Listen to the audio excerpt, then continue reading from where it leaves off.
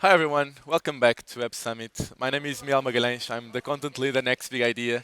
And today we are conducting a series of interviews with people from the IEF, IB, and a lot of VCs and startups that they've been supporting. So please join us in the remaining of the day. But right now I have with me Bjorn Tremmerie. He is the head of venture capital at the IEF. And so we are going to talk a little bit about what IEF has been doing supporting startups. So Bjorn, thank you very much for joining me. Let's start with explaining what is IEF mission and how have you been working over the last few years supporting startups and VCs. Yeah, so EIF is actually the financing arm of the European Union to foster innovation and entrepreneurship and to support SMEs, which are the backbone of the European Union's economy. And we do that through an intermediated model. We don't invest directly in companies. If you invest billions per year, you cannot do that directly in small and medium-sized companies or in startups. So we use on the equity side a fund-of-fund model. We invest in private equity and venture capital funds that in turn invest in startups and SMEs. And on the banking side, the credit side, we support through guarantee schemes banks so that they are willing to take a bit more risk on technology companies or on small mid-sized enterprises with the aim of if and when they take more risk and it would not go well, that we take part of the losses by guaranteeing those portfolios. So an intermediated model to foster innovation and entrepreneurship and support SMEs. From year to year, there has been more VCs showing up and appearing in a lot of Yeah. countries. What's your process on the type of VCs that you select and that you work with? It's a number of elements that come together. So first of all, we need to make certain that if and when we select VCs, that they're executing a strategy that is in line with the mandates that we have. So an eligibility criteria. So a GP needs to focus on the European Union predominantly because that's what our mission is. So a US or an Asian VC would not get money from us. Then also it needs to fit with the sectors that we want to support, technology, life sciences, climate. But that's perhaps not the question that you're after then. What is the DNA of a manager that we want to select?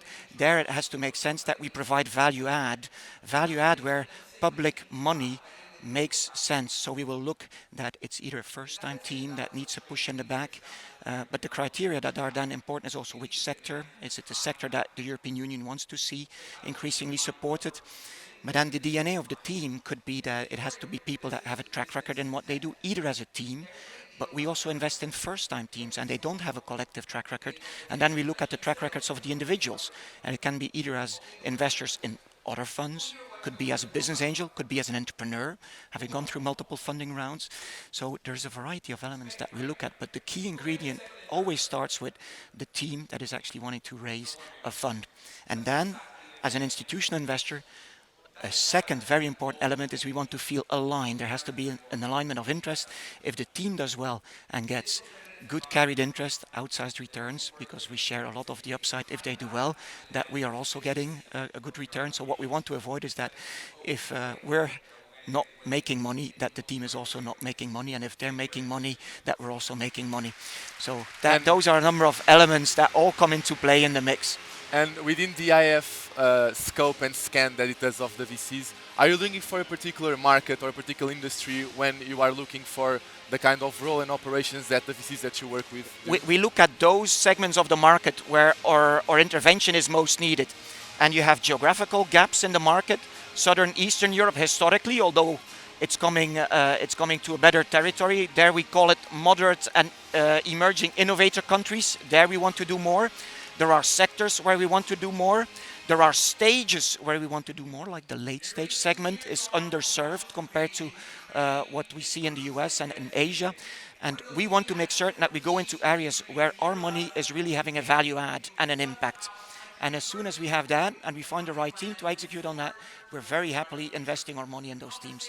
You were just mentioning the US, and there's been, not the narrative, but in compared to previous years, the investment market and the VC venture capital market has been slower than in previous years. How would you assess the natural comparison that it's often done between what happens in the US market and it was been happening in the European market?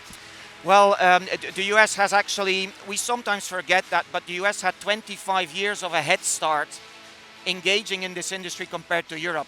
European venture kicked off second half of the 90s. you already had Sequoia founded at the beginning of the 70s in the US, so they have 25 years head start, so they're more mature. If you're more mature, you can show longer data.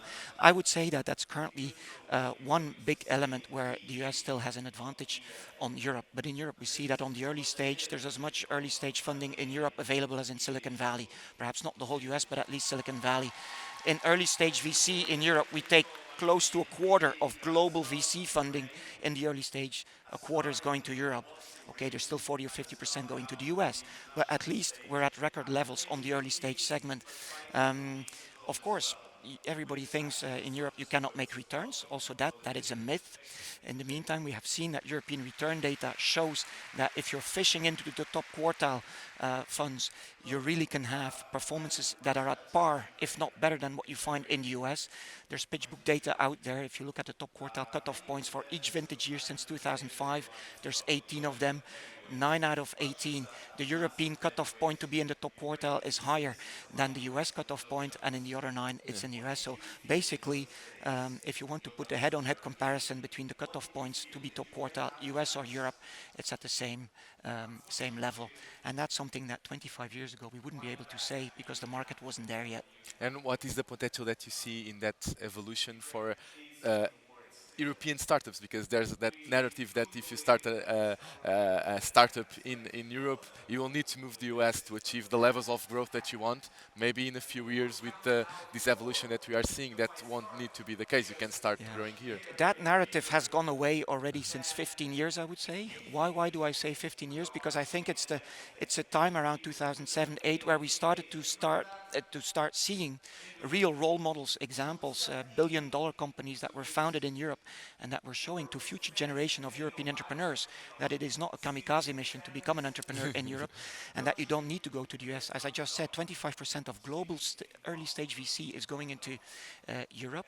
So anybody founder saying that he or she cannot raise money as a founder for a good idea in Europe and needs to go to the US, it's probably more a lifestyle decision Okay. than actually for a real not being able to fund.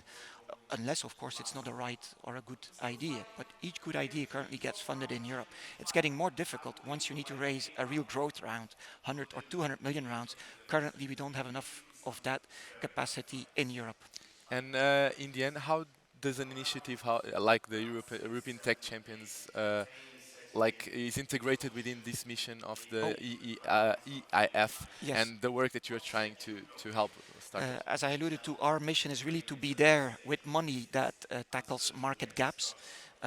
As I just said, the late stage venture segment in Europe is underdeveloped. We're fully dependent currently from non-European players that invest in the Series C, D, E rounds, that invest 100, 200 million in the European champions.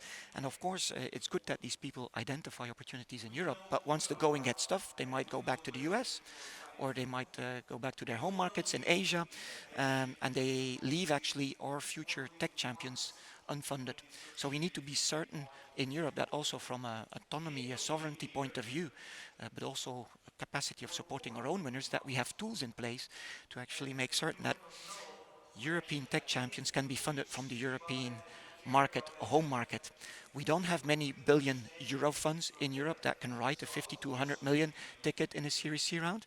With the European Tech Champions Initiative, we want to make certain that we bring 1 billion euro funds to the market. They can be above 1 billion as well, so that we have more players that from a European home market can support the European managers. What will that bring as a result? Quite often, if you have a US late stage manager on board, they will not want to invest in a European jurisdiction. They know the US market best, the US jurisdiction.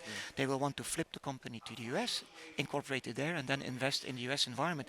And before you know it, the headquarters are flipped to the US, the whole ecosystem, the board is going to be US dominated. Again, nothing against the US, but just if we want to build ecosystems also at the growth segment, we need to have certain that we build that ecosystem in the late stage segment also here. And that's really what we want to do with the European Tech Champions Initiative, a 3 billion plus fund of fund, funded by 5 member states by the EIB group. Hopefully there's some more member states that will join the club, and we can actually support managers to raise 1 billion euro funds and have the capacity to back the next big funding round for a next big startup coming out of Europe with European pockets as well. Thank you very much for joining us, Bjorn. Thank you Thank for you. having me. Thank you for everyone who has been watching. We'll continue to have a series of interviews in the remaining of the day, so please stick with us and follow us on LinkedIn to get a notification on any time we go live. Thank you very much.